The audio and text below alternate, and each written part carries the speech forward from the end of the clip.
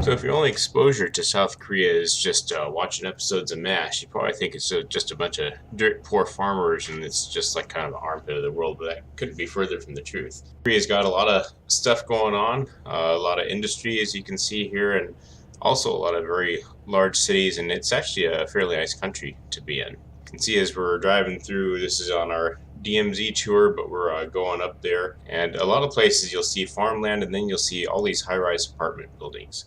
Now this is getting into closer to the major area. This is not Seoul, but it's getting close to Seoul, and you can see that there's just lots of. I mean, it looks just like any U.S. city for the most part, with an abundance of high-rise buildings.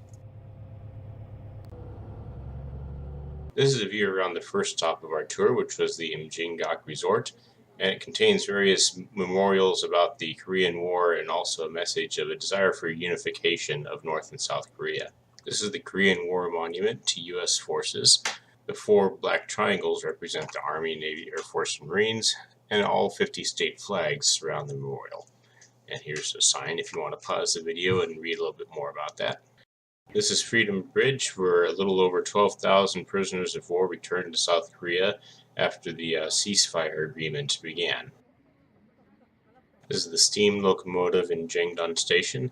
It was bombed during the Korean War and left in the DMZ, and now it's basically a symbol of the division between North and South Korea, and their hope is that the train line would run again. And here's another view of the other side of the resort.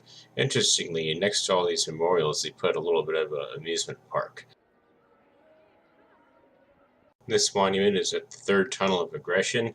Again, it very obviously carries a message of a desire for unification. Unfortunately, it wouldn't allow us to take pictures inside the tunnel, so I can't show you any of that. This is the Dora Observatory, and this is where you can get the closest look into North Korea. And this is the view that you get of North Korea.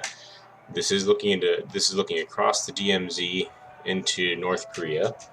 Unfortunately, I didn't have a really super good lens, but there's these villages here, and one has been deemed the propaganda village because the village is essentially an empty shell that doesn't actually have any people living in it.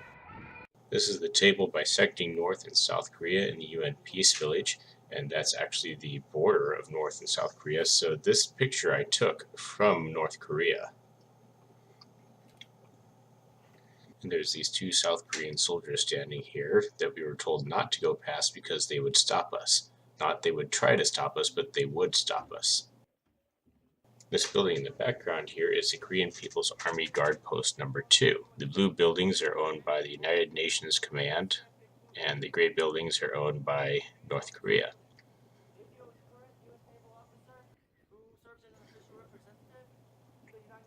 And you can see this North Korean soldier standing there. They have dubbed him Bob.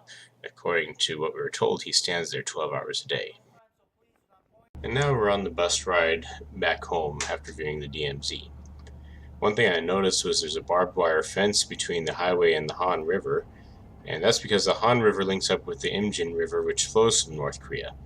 And along the fence, I noticed that there's lights and various guard posts that are placed along the way, I guess to protect from anyone who might be trying to sneak their way in. So, as we go through the rest of these views, here's some more views of what South Korea looks like. This is a view across the Han River, and then going across a bridge, there's a low-head dam that they I guess use to help control water levels or maybe make sure no subs get in, I don't know. Some more views. I mean, it really looks generally like any other U.S. city that would be on a harbor. There's one of the shopping malls. And as we go back, I got a lot of pictures of these high-rise apartment complexes. Now, I had to look into this because generally we in the U.S. think of high-rise apartment living as, oh, you're poor so you live in an apartment. But in South Korea, it's actually the opposite. Most, I think 70-80% of South Koreans want to live in a high-rise apartment. And they are viewed as a high status.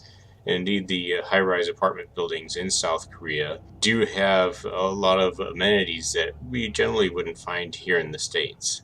Reasons that they've cited for wanting to live in them is convenience and safety, and some families will even delay having children until they can buy a unit in a high-rise apartment. And a lot of the high-rise apartment buildings in South Korea boast things like private gyms for the residents. They have like indoor virtual golf type things, and just a lot of things to make it a lot nicer. This is a rest stop and along the way, and that's basically a chicken nugget on a stick. It tasted like McDonald's chicken nugget. The view around there. I mean, it's actually a very nice rest stop. You can get souvenirs. They got food that you can get. You can get coffee. Of course, they got bathrooms, and you can buy some clothes if you need some.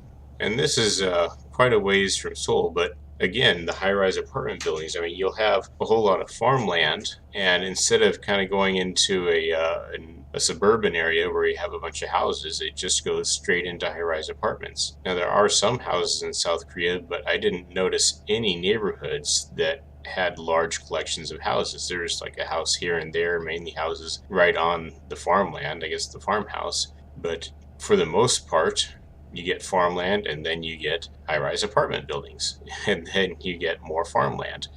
So it's definitely a different concept, but that's what they find to be very convenient, and they've adjusted to that so that their apartment buildings are actually very nice. They're not slums like we might think of, but they are nice places to live, and that's basically to get into high society in South Korea, you need to get into a high-rise apartment building, because if you live in a low-rise apartment, then you're considered lower class. And then you're going to see a few houses that are bordering the road.